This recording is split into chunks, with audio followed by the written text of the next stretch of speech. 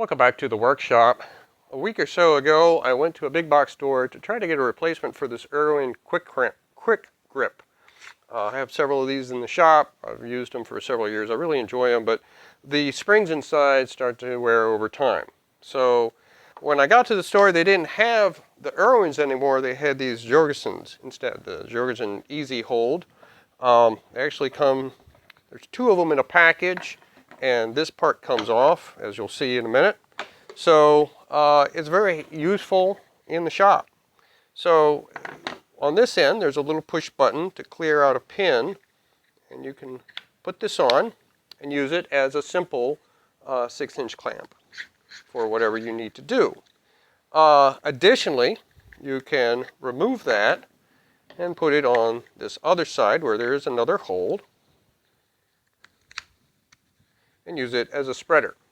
That's something that none of my current clamps are doing, is being used as a spreader, and I don't use spreaders for much of what I do here in the shop.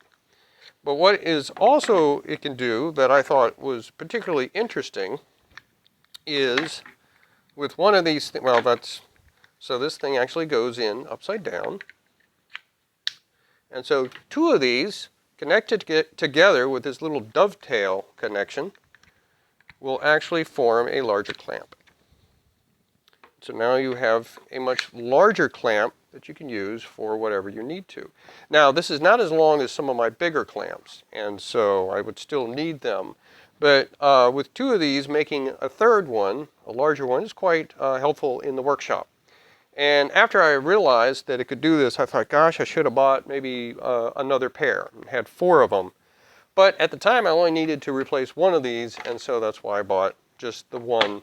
And, you know, they come in a pair now, so that's what I did. So very helpful in my shop and maybe in yours as well. Thanks for watching.